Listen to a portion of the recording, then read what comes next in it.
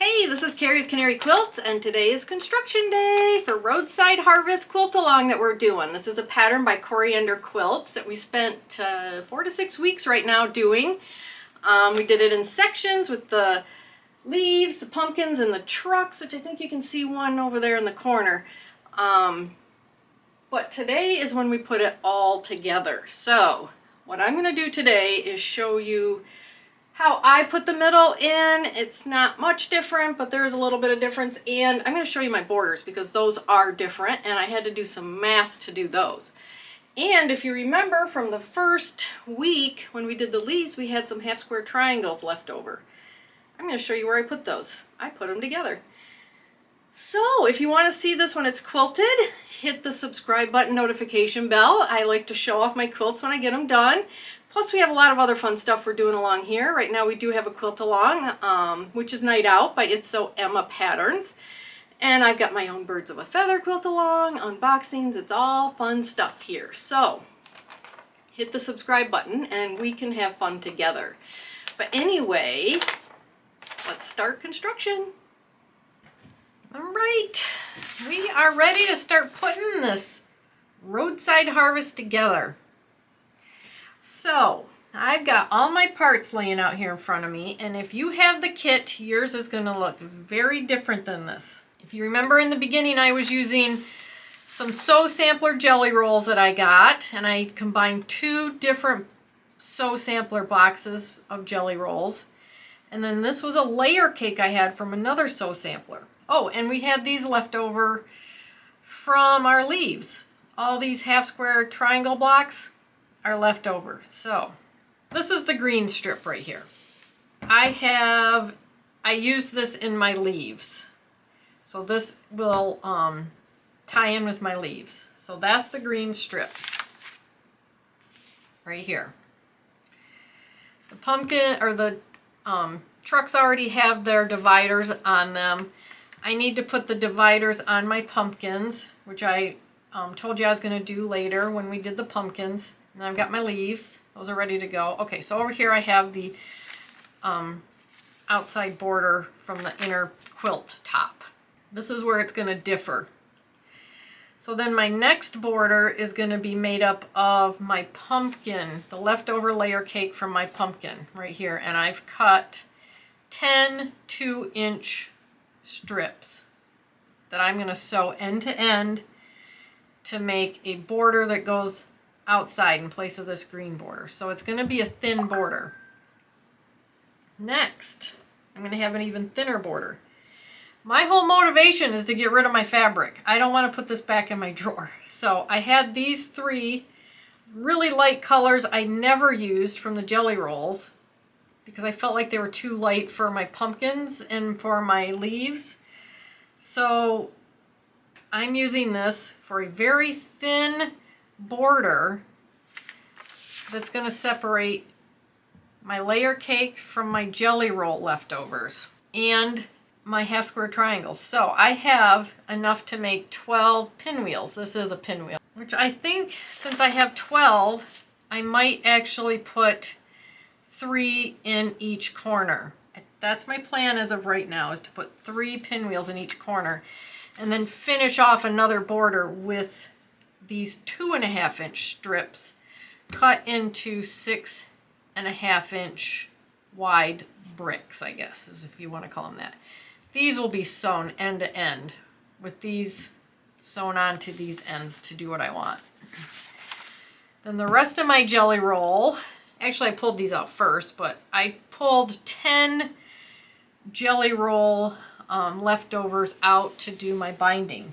This is, we have some strips in here that separate all our components. That's what this is right here. So that's my background for that. So that's everything I need to finish out my quilt. I'm going to have 1, 2, 3, 4 borders on this. They're not going to be really thick borders or anything like that. I think this is a 4.5-inch border. But that's what I'm doing because I don't want to put any of this back in my drawers. I want to use all this fabric. So I'm going to show you what I have left. This is from the layer cake. right here that I had left, and I cut it into 2.5-inch squares, and I think I'll throw that in with my mini charms. Maybe get some tumbling blocks out of that. This is the background I have left. I have a few strips here. And then also, this is all that's left for my jelly rolls. So I can either throw it out or try to cut it up if I want to, but it's not going back in my drawers. So I feel like this is going to be a success in getting rid of this fabric. And I hate to say it like that because I'm making a beautiful quilt, but I don't want to put this back in my drawers. So that's how I'm doing borders here. And I'm incorporating all these leftover half square triangles, which she didn't do. So I wanted to go through all this so you knew where I was coming from with what I'm doing. And if you have the kit, it's going to look really different. So I did a lot of math. I had to do a lot of math to see if I had enough fabric for all of this. And I did. It was worth the math. I felt like it was worth the math to make sure all this fabric ended up in this quilt and not back in my drawer. All right. We need to assemble the center. All right, so the first thing I'm going to do is put my trucks together, and I'm going to have 2 rows of trucks that have 5 trucks each, and we're just going to put them together one right after the other, just like that. And then I'm going to get all my green grass strips sewn together end to end so that then I can put them onto the bottoms of my trucks. All right, I got my trucks sewn together and I got the grass sewn on. Not too hard. I just sewed my green grass end to end and then sewed it on and trimmed it off. I got to trim this end off, but so I'm going to put these 2 rows up on my design board. All right, now it's time for the pumpkins, and we've got 3 rows of 7 pumpkins and 6 dividers. So you just want to start with a pumpkin, add a divider, and we're always going to iron towards the divider. I don't see where it says that, but that's what I'm going to do. I'm going to iron towards the divider. So you start with a pumpkin, you'll end with a pumpkin, and that's how each of our rows is going to go. So I haven't even laid this out. I'm just putting them together. I get what I get because it's going to be pretty. There we go. I got all 3 done. Here's one of them. That was pretty quick to put together. So these rows are going up on my design board now. All right, now it's time for the leaves. And this is going to take a little bit longer. So we're going to have 4 rows, 12 leaves in each row. Now you can do 1 row at a time, or what I'm going to do is I'm just going to start just doubling these up. I'm just going to take 2, put them together like this, and we're always ironing the seam open that we're sewing, and then I'll have 24 pairs. So then I'll pair up those 24 pairs. So then I will have 12 sets of 4 leaves. So then I can just take 3 sets at a time and make a row. And then we'll put we can put those rows together to make what is essentially going to be one long row that looks like this with all the stems coming together. So that's what I'm going to do. Right now I'm pairing everything up. I'm just going to sew 2 together until I run out. And it's going to be scrappy. I'm not laying this out. I'm just grabbing. And you're going to have, let's see. Yep, you're going to have seams to match right there in the center. All right, I have 24 sets of leaves here, of 2 leaves. So I'm just going to start putting all of my sets together again until I end up with 12 sets of 4. All right, now I have 12 sets of 4. So at this point, I'm going to take 3 sets and put them together so I have 12 leaves in each set. And then I'll just have, in each set, I'll have 2 seams to iron when I go over. So then my rows will be ready to put together. All right, I got my 4 rows done. Now we need to put them together. 2 rows. We're going to make 2 rows out of the 4 where we're going to put them together with our stems meeting right here. So, got a lot of seams to match, so we'll be pinning for a while. All right, got my rows put together. It didn't take too long. They all seem to kind of match up together. Some of my points don't match, but I'm really not gonna do anything about it. I think it's extremely hard to see. I think it looks great. With all the prints and everything else, it's busy enough that your eye is not going to be drawn to it. So at this point, all that's left to do is to add our 2.5-inch background strips in between all the pieces I just put together. So we'll put one between the trucks and the pumpkins, leaves, and so on down until we get to the bottom and we add our trucks. And then it gets onto my borders, which is where I really differ from the pattern. So I am gonna get all of this assembled. I don't think there's anything really that is different than any other pattern here, so I'm not gonna really go through it. I think it's, if I looked at it the last time, we're gonna iron towards these strips I put on. So I'm gonna get that done, we'll see what it looks like, and then it's onto my borders and I'll show you how I do those. So I've got all my background strips in between my sections, and there's 6 of those strips. And if you think about it, she has you cut 12, and I can see that you need 2 for each strip. But what I did was I sewed 2 together, then put 2 of my sections together with the strip, and then cut off what was left and used that and sewed another one on, and so on. So I ended up with 2 strips that I didn't actually use. So if you're gonna do it the same way I do it, and you haven't cut your strips, then I would cut 10, and then you can cut more as you need to. Otherwise, you can just sew 2 strips together and use those in each one, and you'll have some left over. So that's what I have left over, 2 strips plus this. All right, sitting here doing some math. I got the quilt center done, and I've got the background border around it, which you see right now. So the next thing to do is I'm going to put on my 2-inch border, which is made from the leftovers of the pumpkin fabrics, which was a layer cake. So my math is, one of my sides is 64 and one of my sides is 74. So 64 times 2 sides is 128, 74 times 2 sides is 148, so I have a total of 276 inches that I need for border. I have 10-inch pieces right here, but when they're sewn together they'll be 9.5 inches. I pulled 30 out and I did 30 times 9.5 inches, and that gives me 285 inches. So that gives me enough total. So I will have this left over, which I'll have to find something to do with. So then I went, my 64-inch side divided by 9.5 inches would be 7 pieces. And my 74-inch, first I had 70, but then it was 74.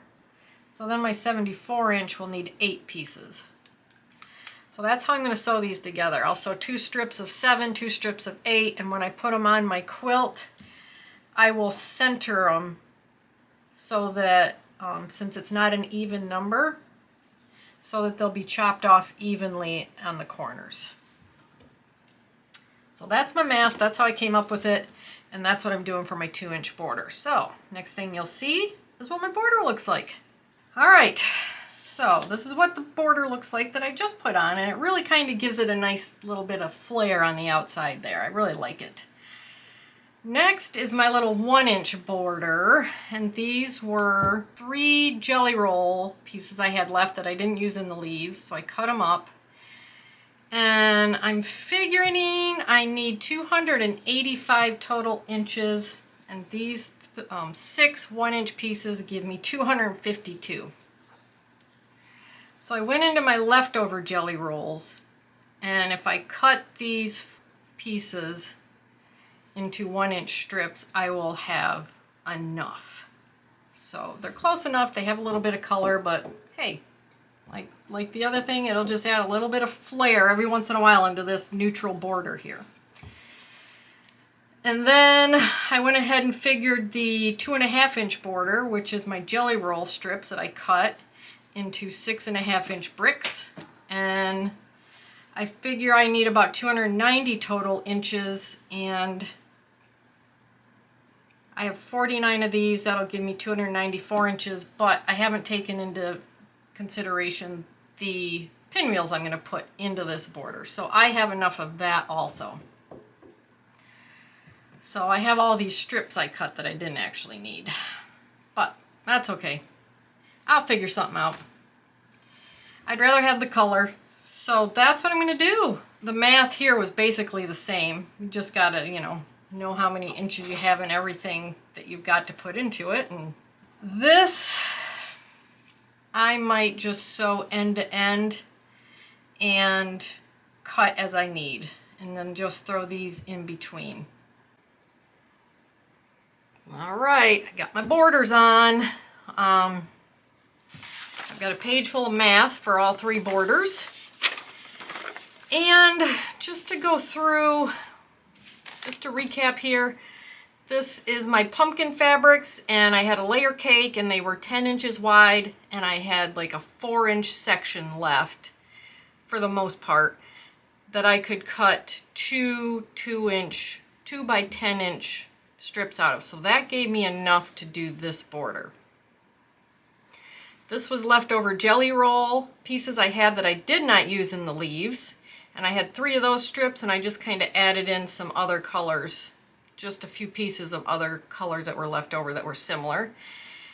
Gives it a nice break in between these 2 borders. And then this is the jelly roll, all the jelly roll pieces I had left over. And the smallest pieces I had were, I don't know, 7 to 9 inches. So I decided 6.5 inches would give me a 6-inch brick. So I cut all my jelly roll pieces 6.5 inches. And then our leftover half square triangles I made into pinwheels and put them on my short side here. So what turned out really nice about my short side was I was able to get 10 bricks, and then 2 pinwheels came out perfect. I didn't have to do anything, and I didn't even plan it that way. It just turned out perfect on this short side.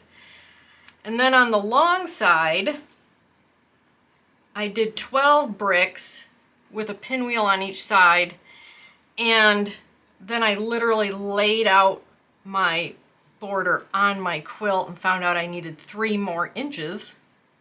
So I cut a 3.5-inch piece and ripped out this seam that was right here and put it in the middle. So I have on my long sides in the middle, I have 2 short pieces, which I don't think draws from the quilt at all. So that's kind of how I came up with all my borders, and this is all I have left over out of 2 jelly rolls, a layer cake, and these are actually going into my with my mini charms. So I do have this from the layer cake.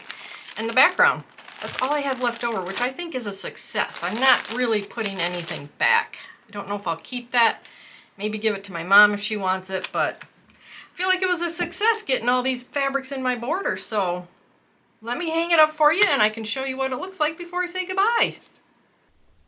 There it is, all laid out in its glory. That was a fun one. The leaves were a little challenging. I will admit that. They were very challenging. Number 1, because there was a lot of them. Number 2, there was a lot of little pieces. Are they perfect? Nope. But it's my quilt. It's not going in a show. It's hanging in my house, or it's going to be sitting on my lap, so I'm happy with it. I like the border. I like that I don't have much fabric left. I do have some, but not much fabric left. That was my whole goal here in the end, was I don't want to put this fabric back. And there's my pinwheels that I did, and I'm so glad that I found something to do with those half square triangles. It kind of gives that border something a little extra. And I still have part of the jelly roll to do in the binding. So, yeah. Let me know if you're doing this. Let me know how it's going for you. Let me know if you had the kit or if you're doing this out of your stash. You can head over to my Facebook page, and on this post you can put pictures in the comments so I can see what you're doing also. I'd love to see it. And I had fun doing this. I appreciate you for following along. I appreciate your comments. I look forward to hearing from you. And hit the subscribe button, notification bell, and you can follow along with all the other quilt alongs we've got going on. And you can find the pattern to this, if you're new here, in the links down below. And thanks so much for following. I had a blast doing this, and I had a blast making this video, and I'll see you in the next one. Bye!